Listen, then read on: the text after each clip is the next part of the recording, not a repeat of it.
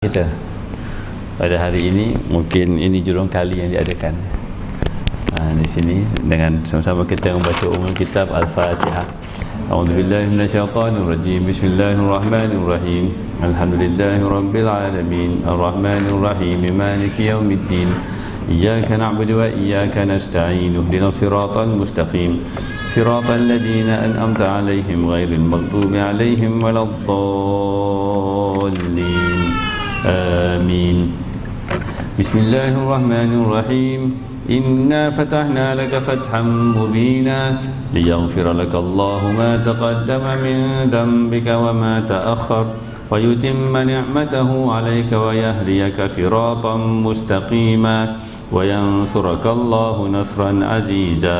لقد جاءكم رسول من أنفسكم عزيز عليه ما عنتم حريص عليكم بالمؤمنين رؤوف رحيم. فإن تولوا فقل حسبي الله لا إله إلا هو عليه توكلت وهو رب العرش العظيم. إن الله وملائكته يصلون على النبي يا أيها الذين آمنوا صلوا عليه وسلموا تسليما. اللهم صل على سيدنا محمد وعلى آل سيدنا محمد كما صليت على سيدنا إبراهيم وعلى آل سيدنا إبراهيم وبارك على سيدنا محمد وعلى آل سيدنا محمد كما باركت على سيدنا إبراهيم وعلى آل سيدنا إبراهيم في العالمين إنك حميد مجيد. لا إله إلا الله، الله حق، يا حي يا قيوم يا قهار يا وهاب يا فتاح يا واحد يا أحد يا صمد. إلهي أنت مقصودي ورضاك مطلوبي، أعطني محبتك ومعرفتك. آمنت بالله وبما قال الله، آمنت بالرسول وبما قال الرسول. أشهد أن لا إله إلا الله وحده لا شريك له، وأشهد أن سيدنا محمدا عبده ورسوله لا نبي بعده، صلى الله عليه وآله وسلم تسليما كثيرا طيبا مباركا فيه. أستغفر الله العظيم من كل ذنب ظاهرا وباطنا، لا حول ولا قوة إلا بالله العلي العظيم.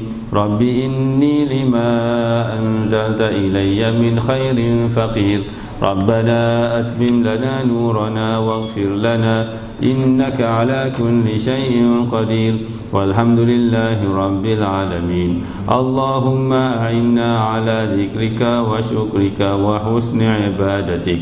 صلى الله على محمد، صلى الله على محمد، صلى الله على محمد، صلى الله على محمد، صلى الله محمد، صلى الله على محمد، صلى الله على محمد، صلى الله على محمد، صلى الله على محمد، صلى الله على محمد، صلى الله على محمد، صلى الله على محمد، صلى الله على محمد، صلى الله على محمد، صلى الله على محمد، صلى الله على محمد، صلى الله على محمد، صلى الله على محمد، صلى الله على محمد، صلى الله على محمد، صلى الله على محمد، صلى الله على محمد، صلى الله على محمد، صلى الله عليه وسلم. لا إله إلا الله، لا إله إلا الله، لا إله إلا الله، لا إله إلا الله، لا إله إلا الله، لا إله إلا الله، لا إله إلا الله لا إله إلا الله الله الله الله الله الله الله الله حسبنا الله ونعم الوكيل نعم المولى ونعم النصير ولا حول ولا قوة إلا بالله العلي العظيم ربنا تقبل منا واقبلنا بسر الفاتحة أعوذ بالله من الشيطان الرجيم بسم الله الرحمن الرحيم الحمد لله رب العالمين الرحمن الرحيم مالك يوم الدين إياك نعبد وإياك نستعين اهدنا الصراط المستقيم صراط الذين أنعمت عليهم غير المغضوب عليهم ولا الضالين آمين الحمد لله رب العالمين والصلاة والسلام على سيدنا محمد وعلى آله وصحبه أجمعين سبحانك لا علم لنا إلا ما علمتنا إنك أنت العليم الحكيم رب اشرح لي صدري ويسر لي أمري واحلل عقدة من لساني يفقهوا قولي ولا حول ولا قوة إلا بالله العلي العظيم اللهم صل على سيدنا محمد صلاة تجعلنا بها من أهل العلم ظاهرا وباطنا وتحشرنا بعبادك الصالحين في دنيانا وأخرانا وعلى آله وصحبه وبارك وسلم أما بعد. Alhamdulillah, kita sambung kuliah kita berkenaan dengan hati, iaitu kita menggunakan kitab yang ditulis oleh yang bahagia Dr. Muaz Said Hawa, namanya Muaz, ayahnya nama Said Hawa. Tajuknya Tazkiyatul Qalbi. Nanti minta pihak pengurusan surau memberikan bilangan siapa yang berhajat kepada buku ini. Nanti kita akan bantu untuk photostatekan. Kita akan buat perfect binding lah, maknanya biar jadi macam bentuk buku, supaya macam dia taklah macam apa, bertabur sangat kan, begitu. Mudah-mudahan maknanya kita photostate ni sebab kita nak cari kat sini tak jumpa. Kita photostate untuk tujuan pengajian, bukan untuk tujuan komersial. Biasanya tidak ada masalah, insya-Allah. Okey, yang kita bicarakan minggu lepas adalah berkenaan dengan muqaddimah. Kita telah bincang bukan minggu lepas, bulan lepas, berkenaan dengan hati itu sendiri, apa maksudnya. Kitab ini adalah bicara tentang tazkiyah. Tazkiyah itu penyucian hati. Bila ada istilah tazkiyah, penyucian hati, bermaksud hati itu memang mudah menjadi kotor. Maka ia perlu dibersihkan. Hati ini ibarat macam rumah kita, kalau dibiarkan kosong, dibiarkan bersendirian, biarkan tidak ada orang, maka dia akan lebih cepat berhabuk berbanding kalau diisi. Kereta yang tinggalkan di tempat parking lebih mudah berhabuk berbanding yang dipakai. Lebih kurang begitu. Habuk ni maknanya dia datang. Kita kena bersihkan. Macam tu. Sama juga dengan hati. Hati ni kalau kita biarkan kosong, tidak ada latihan untuk kita isi dengan zikrullah, selawat dan sebagainya, memang dia akan berhabuk. Yang dikatakan habuk-habuk bagi hati itu apa dia? Lupa Allah, itu paling mudah. Okey, lupa Allah. Jadi kita ulang kaji sedikit. Pada bulan lepas kita telah bincang berkenaan dengan apa yang dimaksudkan dengan qalbu. Al-qalbu. Okey, qalbu itu ada merujuk kepada dua perkara, satu yang jasmani, satu yang maknawi. Kalau yang jasmani itu memang yang dekat sinilah, yang dikatakan hati yang berfungsi, maknanya yang diperkirakan macam bahasa kita jantung. Qalbu kat situ. Okey, hati yang kat bahagian perut tu dalam bahasa Arab dipanggil kibdah. Bukannya dalam bahasa Arab dipanggil kibdah. Kita hati macam mana ya? Hati merujuk kepada jantung pun orang panggil hati. Okey, jantung hati. Hati yang bahagian ulu hati perut tu pun orang panggil hati. Tapi bahasa Arab beza. Hati yang merujuk kepada jantung ni namanya qalbu. Okey, adapun hati yang merujuk kepada yang tempat perut ni, yang orang kata makan-makan senak pedih perut tu, dalam bahasa Arab dia panggil kibdah. Kibdah tu bukannya menjadi perbicaraan kita. Yang kita bicarakan ni qalbu, jantung. Jadi qalbu tu maknanya yang kalau fizikalnya dipanggil bahasa kita jantung. Okey, kalau yang maknawinya dipanggil hati lah. Okey, qalbu terjemah dalam bahasa Melayu yang fizikal. Qalbu merujuk kepada perkara yang fizikal namanya jantung. Qalbu yang merujuk kepada yang maknawi namanya hati. Jadi ia boleh untuk dimasukkan dengan kedua-dua perkara ini pada sudut bahasa. Kemudian Qalbu itu juga dalam bahasa Arab dimasukkan sebagai akal. Akal bagi mereka yang ada hati. Maknanya Allah Subhanahu Wa Taala nyatakan liman kana lahu qalbun. Okay, bismillahirrahmanirrahim. Inna fi dzalika la dzikra liman kana lahu qalbun. Sesungguhnya dalam demikian itu adalah peringatan bagi sesiapa yang baginya itu punyai hati. Qalbun dekat ayat ini iaitu surah Qaf ayat 37 merujuk kepada akal. Akal maknanya akal untuk tafahum, akal untuk cuba memahami, dan juga akal untuk bertadabbur, untuk mencari makna di sebalik apa yang tersurat. Itu akal. Sama juga macam dalam surah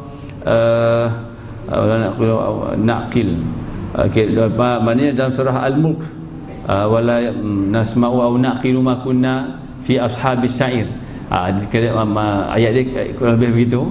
Maknanya maksud dia, kalaulah kami dulu kat dunia dulu kami ini naqilu, kami dia apa, nasma'u kami mendengar, wa naqilu dan kami ini berfikir, tidaklah kami ini akan menjadi penghuni api neraka yang sifatnya as-sa'ir.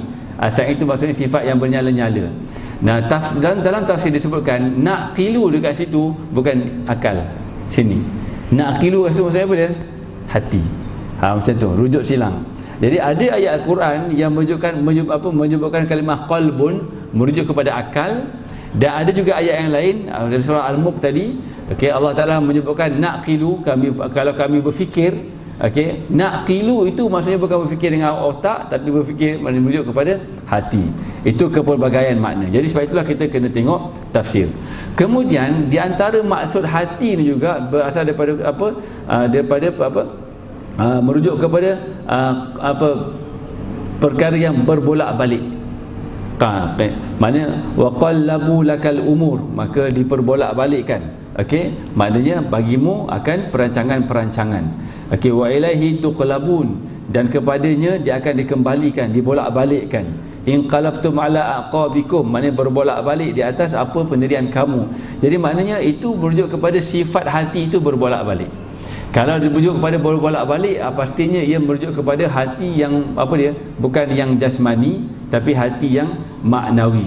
Maka tak ada masalah kalau kita ini maknanya berbolak-balik fikiran kita, berbelah bagi dan sebagainya. Memang itu sifatnya hati yang Allah Taala ciptakan kepada kita. Kemudian dalam bahasa Arab, hati ini juga disebut sebagai fuad. Fuad. Kadang-kadang fuad itu pun bermaksud qalbun, kadang-kadang fuad itu merujuk kepada perkara yang lain. Maknanya qalbun merujuk kepada perkara yang lain. Bulan lepas kita dah membicarakan tentang perkara ini. Jadi maknanya waqana aqalba akhassu minal fuadi fil isti'mal. Jadi ada yang cuba memberi maksud bahawa kalau qalbu itu dia lebih khusus dalam penggunaannya berbanding fuad. Ini maknanya di antara khusus dan umum sahaja. Tapi mudah cerita maknanya itu kepelbagaian lah. Nanti akhirnya kita nak tahu apa maknanya qalbun dengan fuadun itu, maknanya berdasarkan kepada konteks ayat. Macam tu. Kemudian secara istilah, akhirnya qalbu itu yang dimaksudkan di sini adalah merujuk kepada ini yang dicatatkan oleh Dr. Syekh Muaz Hawa ini. Maknanya al-qalbu yutlaqu al-qalbu ala lahmah sunburiyah. Maka diitlakkan qalbu itu kepada daging sanabari, maknanya satu seketul daging yang bentuknya seperti itulah love tu, okey, yang berada di sebelah kiri. Maka di situlah tempat terletaknya perasaan-perasaan maknawiyah, perasaan-perasaan halus, okey, yang mana dengan perasaan itulah kita mengetahui, dengan perasaan itulah kita berfikir, dengan perasaan itulah kita cuba memahami, dan di tempat itulah maknanya punca segala bentuk keinginan, okey, dan kehendak. Okey, yang mana keinginan dan kehendak itu akan berbolak-balik di antara satu sama lain. Kadang-kadang nak kereta Alza, kadang-kadang nak kereta Tira, Tira apa? Ada kereta Tira, Ativa, kadang-kadang nak kereta, maknanya sekarang ni dah Venus. Okey, mana berbolak-balik begitu. Itu tempatnya di situ. Okey, dan dia juga berbolak-balik di antara nak buat baik dengan nak buat buruk. Kadang-kadang nak buat baik, kadang-kadang malas, kadang-kadang sabar, kadang-kadang geram dan sebagainya. Dan disitulah sebenarnya tempat manusia itu berperanan, berfungsi. Dan kalau kita nak kata di mana tempat letaknya kemanusiaan tu sendiri, itulah di hati. Lantaran itu dihuraikan semua perkara ini pada menyatakan apa? Pada menyatakan pentingnya untuk kita merujuk kepada ilmu-ilmu hati. Kerana di hati itulah tempat kemanusiaan kita berada. Hati itu tempat kemanusiaan kita berada. Yang membezakan di antara kita dengan haiwan-haiwan yang lain adalah keunggulan yang ada pada hati kita itu. Jadi untuk merasai berallah juga di hati. Dan bila terkait dengan bicara dalam ad-din al-Islami ini, Allah Subhanahu Wa Taala itu bukannya untuk diketahui bagaimana keadaannya, tetapi Allah Subhanahu Wa Taala itu cara kita mengenalnya adalah untuk kita merasai kasih sayangnya. Dan tempat nak merasai itu di mana? Di hati. Kalau hati dah koyak ataupun hati dah rabak, hati dah tercedera, maka dia tak akan dapat merasai kasih Allah. Bila dia tak merasai kasih Allah, maka akan berlaku satu perkara, iaitu dia akan buruk sangka kepada Allah. Bila buruk sangka kepada Allah, maka buruklah hidupnya. Lantaran itulah maknanya kita berasa heran kenapa orang begitu teruja dengan segala perkara dalam kehidupannya, tetapi tidak mementingkan perihalan hatinya. Sedangkan hati itulah tempat bahagianya. Hati itulah tempat bahagianya. Dan untuk membahagiakan hati, tidak ada wang ringgit yang dapat membelinya. Tidak ada wang ringgit yang dapat membelinya. Jadi boleh buat catatan emas di sini. Hati tidak akan bahagia melainkan dengan apa dia? Limpahan cahaya Nabi sallallahu alaihi wasallam itu. Hati takkan bahagia melainkan dengan limpahan cahaya Nabi. Soalnya cahaya Nabi itu mulia dan unggul. Cahaya Nabi itu mulia dan unggul, tak akan layak untuk ditempati di tempat yang kotor. Takkan layak untuk ditempati di tempat yang kotor. Lantaran itulah peranan kita, tanggungjawab kita adalah untuk membersihkan hati kita supaya cahaya Nabi itu ibaratnya inverted comma sudi bertandang di hati kita. Dan dengan itulah barulah hati itu berfungsi seperti mana yang sewajarnya ia berfungsi. Dan apakah fungsi hati? Tulis, fungsi hati merasai kerahmatan ilahi. Itu fungsi hati. Selagi hati kita ini tidak merasai kasih Allah, bermaksud kita tidak memfungsikan hati kita. Kalau kita tidak memfungsikan hati kita, bermaksud kita tidak mensyukuri kemanusiaan kita. Bila kita tidak mensyukuri kemanusiaan kita, bermaksud kita rela dalam keadaan kebinatangan. Maka inilah yang Allah Ta'ala maksudkan, ulaika kal an'am balhum adall. Orang yang tidak lahum qulubun la yafqahuna biha walahum adhanun la yasma'una biha walahum maknanya walahum a'yunun la yubsiruna biha ulaika kal an'am balhum adall. Mereka ada hati tapi tidak mahu untuk berfikir, mereka ada telinga tapi tidak mahu untuk mendengar, mereka ada mata tapi tidak mahu untuk melihat. Ini bukan yang melihat benda yang fizikal, tapi melihat benda yang di sebalik fizikal. Apakah perkara yang di sebalik fizikal? Di sebalik fizikal. Contohnya yang kita pegang benda ni, pendalah ni, cenonot ni. Okey. Di sebaliknya apa sebaliknya? Di sebaliknya adalah suara tu dibesarkan. Itu itu. Okey. Yang fizikalnya ini adalah apa? Air. Okey, orang tak akan faham ini air sebarang air. Tapi kalau orang ambil yang benda ni dengan penampilan dan botol yang begini, automatik apa dia? Orang akan nampak apa dia? Wanginya. Tapi wangi bukan untuk dipandang. Wangi untuk dihidup. Okey, yang kita pandang apa dia? Airnya. Tapi sebenarnya yang kita nampak adalah wanginya. Gitu. What we see is the water and what we watch is the haruman. Ibaratnya macam itulah. Jadi maknanya